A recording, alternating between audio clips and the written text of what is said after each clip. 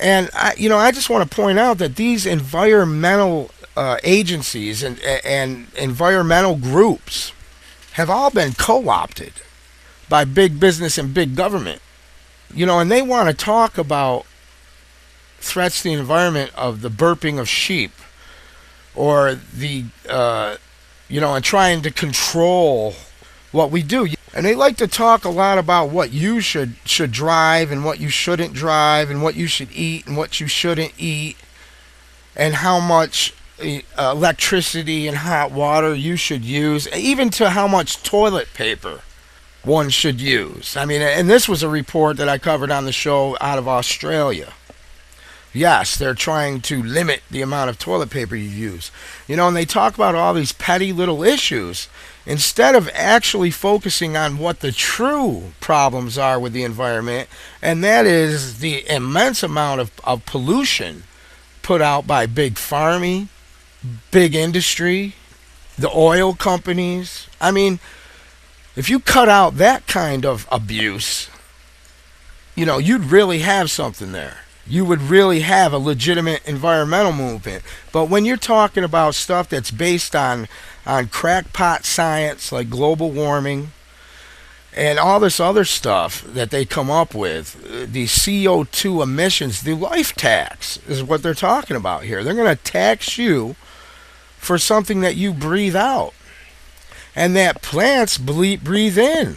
You know what I mean? And they don't talk about the clear cutting of the forests. Very little do you hear about that anymore. But they want to focus now on this global warming. And I'm telling you right now, if you haven't actually looked into the claims that are made by Al Gore and his cronies, which are New World Order minions, they are for global government. They are worker bees. And Al Gore himself has invested in the companies that are going to make money off these carbon taxes. And like I said, if you want to find out where the corruption is, follow the money. Follow the money. And I remember I reported back in 2005 how they had these fake terror plans broke up in Boston, and how that was a total fraud. And we had these new ones come out recently in New York City, where they claim there was a terrorist cell planning to blow up subways or something. But then we find out that the terror suspects themselves were co-opted by the FBI again. And that they were giving them money, they were giving them materials, giving them drugs. And this came out of the New York Daily News, May 26, 2009. FBI informant offered a liver transplant to the brother of a terror suspect. The mother of Bronx terror suspect David Williams said the government snitch who cozied up to her son promised him a liver transplant for his dying brother, and even drove the pea-brain plotter to Queens to face charges of groping a woman on a city bus.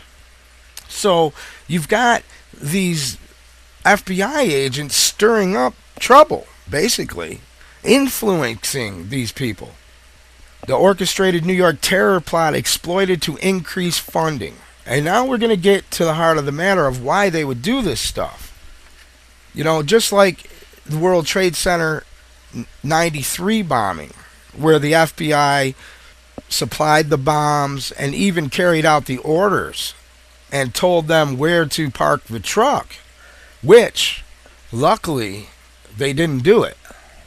They didn't park the van in the right spot, or there could have been more carnage. And that's really what they wanted, to bring in more of these draconian laws. They want, in order to violate our Constitution and our way of life, they have to have us beg for it. You understand what I'm saying? So they create a problem. They provide the solution, which is something that they already wanted to do, which they wouldn't have been able to do without the crisis. So then they get your reaction. It's problem, reaction, solution.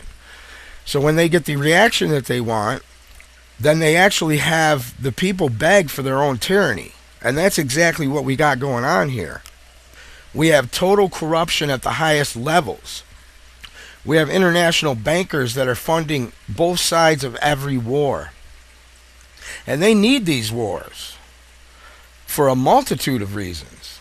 But the main reason is for total control, so that they can usher in their global tyranny, their one world government, or what many have termed the New World Order.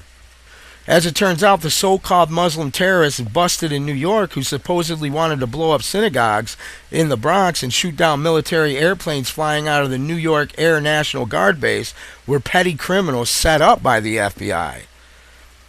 Last year, the four men began communicating with FBI informant who sold them fake explosives and inactive missiles. While the bombs these terrorists attempted to plant tonight were, unbeknownst to them, fake, this latest attempt to attack our freedoms show that the Homeland Security threats against New York City are sadly all too real. In other words, the men were patsies that posed absolutely no threat to New York without the involvement of the FBI there. There would have been no terror plot. In fact, as Paul Joseph Watson notes today, the men have turned out to be semi-retarded potheads that did not possess the intelligence or the wherewithal to engage in terrorist activities.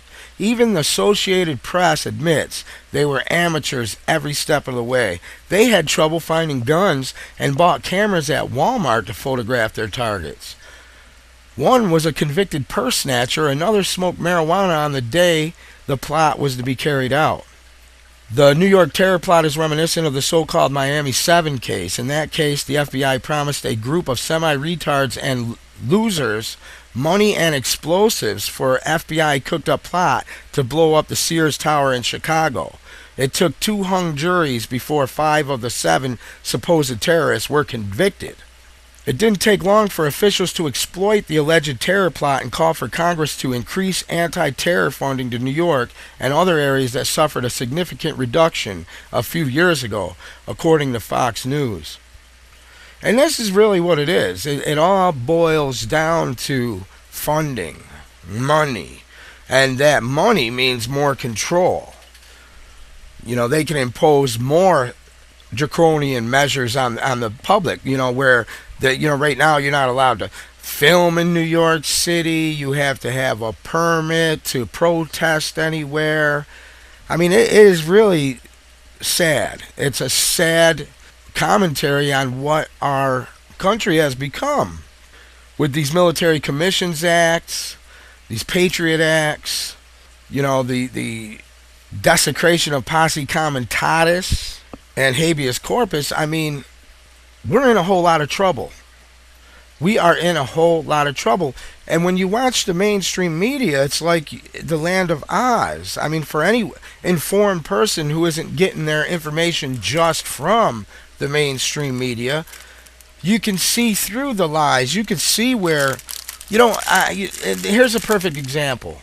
I'm flicking through the channels actually the other night, because that's all I had to do was watch TV. The nightly news was reporting on American Idol.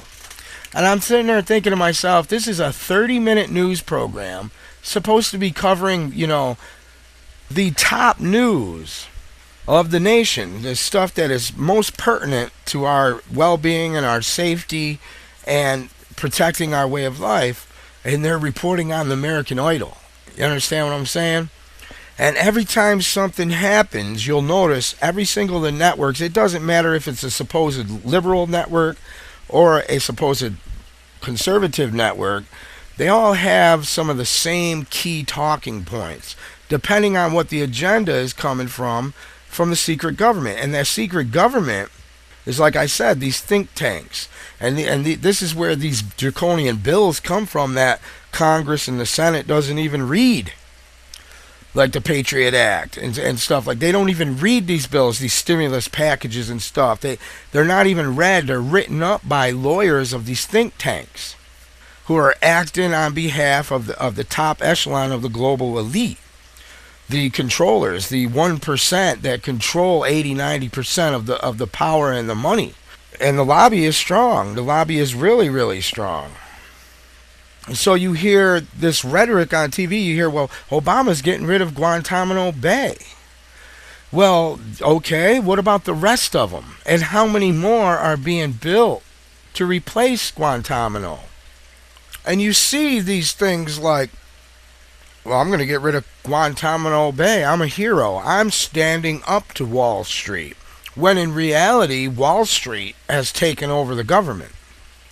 And the government has relinquished actual control and given loopholes, But they never talk about the loopholes. You know what I'm saying? They never talk about the small print at the bottom.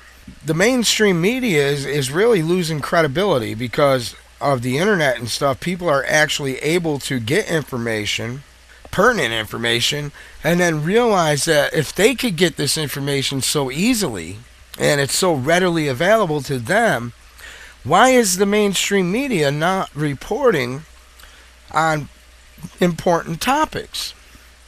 And then when you do see them, they're leaving out stuff. They're embellishing. It's all political. It's all political in nature.